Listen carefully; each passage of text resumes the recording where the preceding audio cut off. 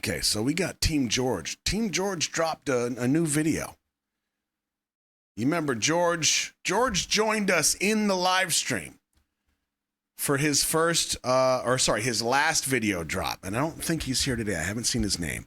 But we got a schedule. We got business. So we're going to see what George is up to. And as usual, I'm going to give it to you straight. We'll see how it goes. Let's see what George is up to and see where this one lands on the old Roscoe meter. See if he can set off the fun meters, which are already beeping. Woo! Here we go.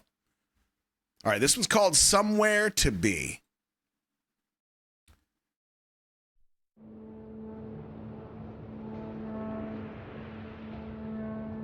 I find myself on distant shores again. Not sure how I got here, but I know that I'm not here to stay. I have places to be, things I've gotta do. You know me, and I know you. I walked through sunlit plains, but I did not take notice of the beauty, 'cause I've been a hostage of this road. Always somewhere to be, always something to do. You know me, and I know you.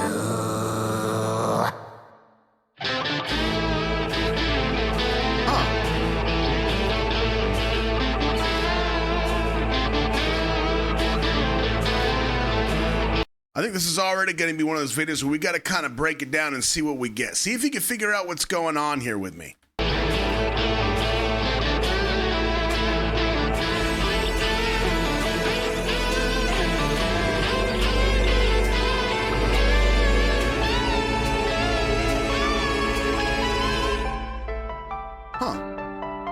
I find myself on distant shores again. I steered this boat for miles and miles, only to arrive nowhere. Every precious moment I have wasted on frivolous reflection about all that's wrong with the world. Always somewhere to be, always something to do. You know me, and I know you.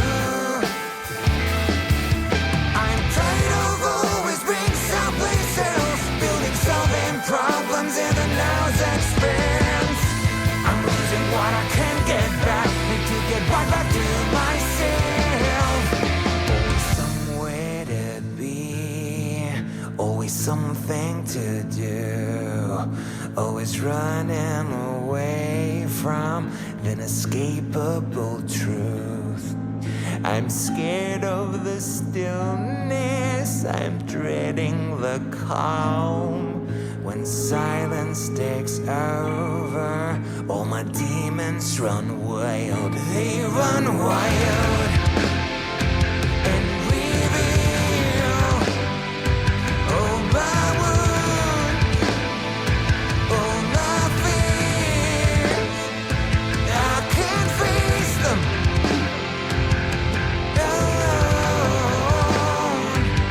so I will keep on moving, always being on the move, steering into the storm.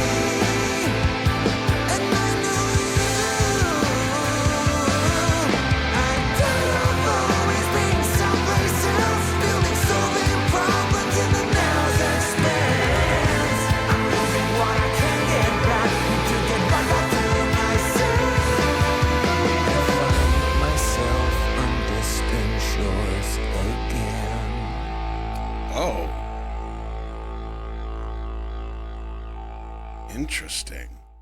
Huh. George, don't you tell me this is a dream. Don't you tell me this is a dream, George. I don't even know if George is here. George, I know you're going to watch this. Don't tell me this is a dream. Oh, Georges. Oh, Georges. We're going to have words, son. Okay, before I get into this, before I read the lyrics, because I want to read the lyrics and I want to know what's going on here, because I have some theories and I also have some ideas. I have some critiques. But chat, based on what you just saw, what do you think is part of the overarching story here? I think somebody early on said inner struggle.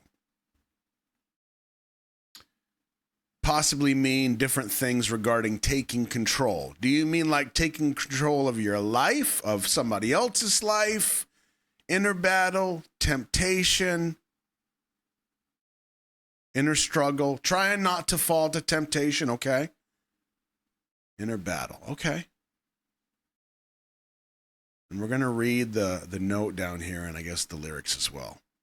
Facing anxiety, temptation. With the last shot, it feels like wrestling with herself. Good. Especially the relief at seeing the light in the woods. Some torment. All right, let's see if, I guess Thelma said there's a note down here. And we also have lyrics. Okay, here we go. So George wrote in the description, somewhere to be is my emotional reckoning with the grip of social media addiction. Interesting. An issue that consumed years of my life, often at the expense of meaningful moments with those closest to me. Well, I don't know about you, but I can absolutely relate to that. I can absolutely relate to that. How many times I've pulled my friggin' phone out of my pocket and been like, and I'm scrolling before I even know what I'm doing. And I'm like, what am I doing? I don't even have a purpose. It's just, and I'm the robot all over again. So I can definitely relate to that. What I do like though, George, I'm going to give you some positive feedback here when I tell you that I like the fact that the way you put this is your emotional reckoning with the grip of social media addiction. Okay, so let's take that as a whole and say, okay, this is what I'm trying to portray in an abstract and cinematic way. I like the fact that none of us in chat went, oh, this is about social media addiction. I like that. But there was enough here for people to understand that there was a form of torment. There was a struggle and an inner struggle. So the overarching message of what you were trying to convey is nailed. There's enough of it kind of subdued and subtextual to you as the author where when you send this out, if it doesn't land exactly as you had intended it for yourself, it still lands with the audience. That's perfect. I love that because the point is it's not specific to social media. It's not even specific to addiction. It's about this emotional reckoning. And I think that's perfect. The way that the message itself, I think is awesome. So let me read through the lyrics real quick. And we'll see if any of you feel like, if you already feel like the message kind of hits you like I do, we'll see if the lyrics hit you even deeper. Because that's what happened. That's what happens to me. All right, here we go. I find myself on distant shores again. Not sure how I got here, but I know that I am not here to stay. I have places to be, things I've got to do. You know me and I know you. I walked through sunlit plains, but I did not take notice of their beauty because I have been a hostage of this road. Always somewhere to be, always something to do. You know me and I know you. I find myself on distant shores again. I steered this boat for miles and miles only to arrive nowhere. Every precious moment I have wasted on frivolous reflection about all that's wrong with the world. Always somewhere to be, always something to do. You know me and I know you. I am tired of always being someplace else. Building, solving problems in the now's expense. I am losing what I can't get back. Need to get right back to myself. Break. Always somewhere to be, always something to do, always running away from the inescapable truth. I am scared of the stillness. I am dreading the calm. When silence takes over, all my demons run wild. They run wild and reveal all my wounds, all my fears. I can't face them alone, so I will keep on moving, always being on the move, stirring in the storm. Always somewhere to be, always something to do. You know me and I know you. I am tired of always being someplace else, building and solving problems in the now's expense. I am losing what I can't get back. Need to get right back to myself. I think a couple of us have identified some parallels with some other media. Sakya says, lyrics remind me of a poem, The Road Not Taken. I agree. It also, there's a piece of it that reminds me of the theme or the messaging to 21 Pilots' song called Car Radio. And we actually did kind of a breakdown on this. I was introducing that to you. But where George says, I am scared of the stillness. I am dreading the calm. When silence takes over, all my demons run wild. They run wild and reveal all my wounds, all my fears. I can't face them alone, so I keep on moving. Well, that's very similar to what Tyler was saying in 21 Pilots with Car Radio, because he was saying, like, yes, somebody stole my car radio and I need to get a new one, but it's not because I want music. It's because I can't handle the silence. The silence is deafening, and I use the music to distract from what I am trying to hide from. It's very human. Totally agree. Now, here's what I think is really clever. Social media connects us globally in a way that, well, I could finish that sentence anyway. As a matter of fact, I'm going to leave it blank because I think you already have an idea of an answer for that blank, and I want to leave it in your hands, okay? Just internally.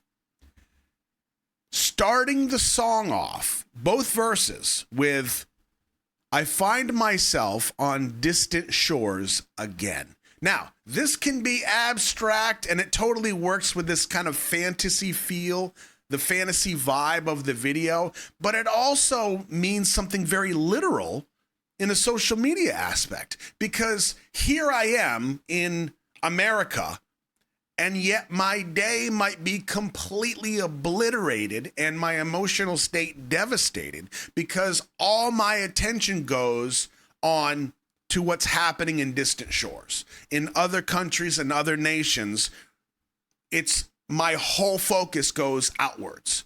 So when I find myself on distant shores again, it's because that's where I'm going. That's where my brain goes. Now, I may or may not be able to do something in some way for those distant shores and the things that may be happening in any corner of the world at any time in any era. But regardless, I think what George is talking about is that, like, all of us have something in common. All of us, regardless of what your strengths and weaknesses and struggles may be, every single one of us has a now. We have a right now. And we also have a choice on whether or not we decide to embrace that now or not. Now, I don't think it's an exclusive thing. I don't think it just means that you always have to be present in the now. And if you decide to distract yourself from the now, you're doing it wrong. Absolutely not. I think these are tools that we have as humans, tools that we use very strategically to keep us sane. I think that's how the process works. But I do think there is, situationally dependent, I do think there is a way, and I think it's what George is talking about. It's like, if most of my time is being lost in this technology, and I'm ignoring the people that I'm closest to, I mean, that creates a problem, right? So it really comes down to the individual and how they are balancing their ins and outs, right? Their social media life, their online life, their offline life in a way that works best, I think, in balance in some way. And balance doesn't have to be 50-50. It can be weighted on one side, but it's to what is best for that individual. So that's how I feel. I mean, that's my take. I love the message. I love the lyrics. I love the depth at which these lyrics go. Now, Georges, let's discuss this video.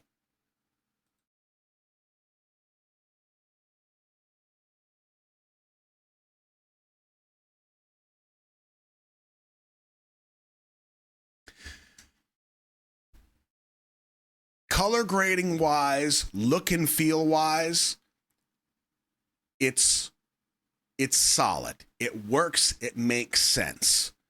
It's desaturated. It's kind of dark, but I think it should be darker. Now, this is just my opinion, but let's be honest. This is what I do. Okay. I think this should be darker. Now, I know you're kind of limited because shooting in darkness it doesn't have to be pitch black, but I think it should be darker. If we're trying to use this character, this villain, as an almost overpowering entity that you have to overcome, or that she has to overcome as the protagonist, I need them to feel darker. I need them to feel more powerful. Thematically, as a story, this works. Like, it goes from 0 to 10 very well. Everybody understood the general theme of how this goes. Okay, but yeah, more ominous. Okay, and even though when I think this is really well done, where when the Tad put it as the guitar licks, when the guitar licks come in. And we end up with this moment where she decides that's enough. I'm taking control of this. It's good visual audio blend of matching the energy of that song. Good. Because see, it picks up.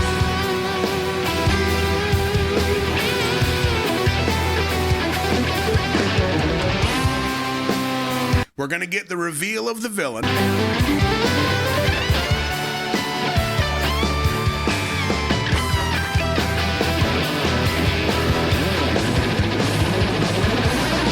Now, this moment right here, I like the little, whatever you call those. Dad, what do you call those? Make something up. I wouldn't know. She decides, boom, the eyes are locked in. She's going for it. She's coming in hot. When she starts this struggle, I don't want it to feel like it's, how do I put this? She's a solid actor.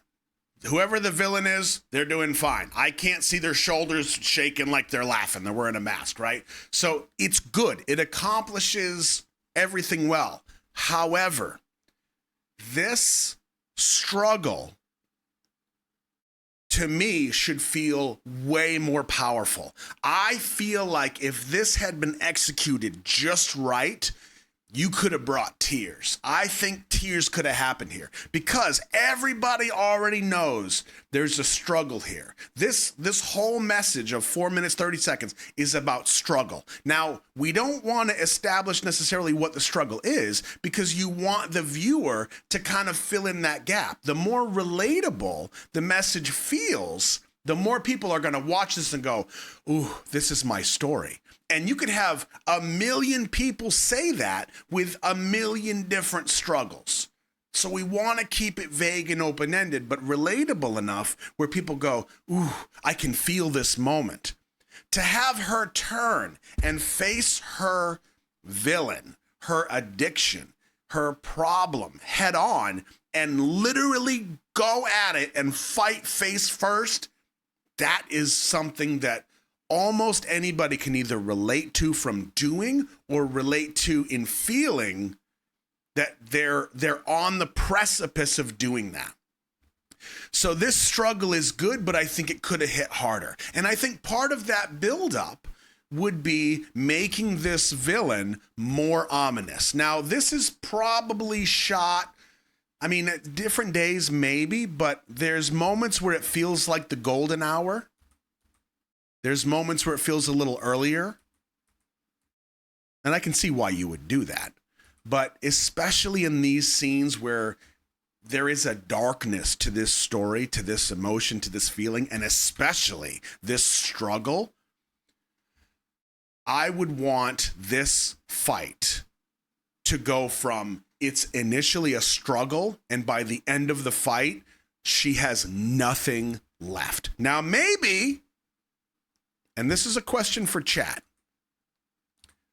before I finish that sentence.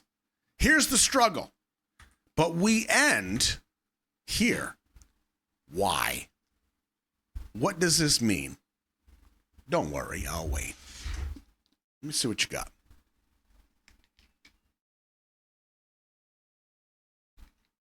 You refer to those kind of licks as a run. Okay, well, when the guitar runs, that's I need more despair.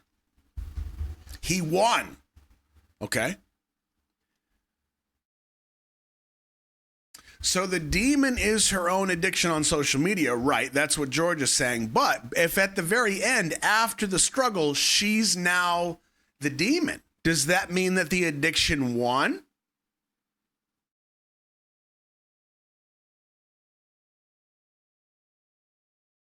The villain was her all along. Interesting. Oh, it means it's not over. Okay. Ooh, that's good. Mona says she's fighting her demon and it's not going anywhere. It's a cycle. She's still fighting it every day. Interesting. Interesting. I do feel like it's kind of open-ended, right? Yeah, the villain is recreating the cycle. Interesting. Now, I'm sure George has a very definitive answer for this, and maybe he doesn't. I don't know.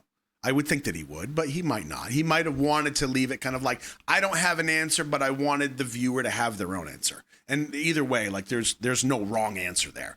I think that with this struggle, what I would have liked to see, regardless of the actual ending, I would have liked to see this fight go from a struggle. I want it to go from discomfort to torment, to struggle, like physical struggle, to fight. Like there is nothing left. I want dirt in the fingernails. I want tears in the face. I would tell this actor in the very last scene, because she's gonna get filthy, right? The very last scene that we film, I'm gonna make her scream at this actor over and over and over again. And when the first time that I watch her almost throw up because she's still yelling so hard, I'm okay, we're almost there. One more time. At some point, that facade of acting goes away. And this person gets raw. And that rawness is what we have to see on the face of this person. She sells it, but I think this could have been a ×5. And I think when you have an opportunity to show an emotion like this, catch a moment like this, even if it is from a cinematic standpoint, the opportunities are endless. Yeah, I want filthy tears, Joe. Tell them. Dirt in the fingernails. I want raw. I want primal. I want this to be a fight. Yes. Yep. Like I would tell her, I want you to rip that mask off. Whatever it takes. I will pay you double if you can rip that mask off when the camera's rolling. And I'm going to tell the villain, do not let her get that mask off. I don't care what it takes. Now, obviously, don't punch her in the mouth, but I need you to keep that mask on. 100% from both of you. You ready? Sign your medical waiver. And we go. Now that works. Give them an objective. Make them work past the point where they're kind of giggly, they're kind of having fun, they still feel light, they're still focusing on acting, and put them past that point where they are people trying to accomplish an objective. If any of you have ever seen the movie The Color Purple, and I have not even seen the whole movie. There is a scene where the dad is trying to pull the two sisters apart, and it is a very difficult scene. The director told the girls, do not let him pull you apart. Do you understand me? Do not let him. And if you watch that scene, you can see it. You give them an objective and you make them work for it. Yeah. So, all in all, that's my directorial feedback. That's just my opinion. I think it's a great video. I love the message. I love the song. I mean, I love George's voice anyway. I love his guitar work. And I love that he kind of has a blend that's like rock meets I don't know if Broadway is the right. I think that's what I said last time, but there's like a performance aspect to it. And I really like that. It's unique. He's got a unique voice. And once he starts licking that guitar run or whatever Tad said, I'm on board. I am on board.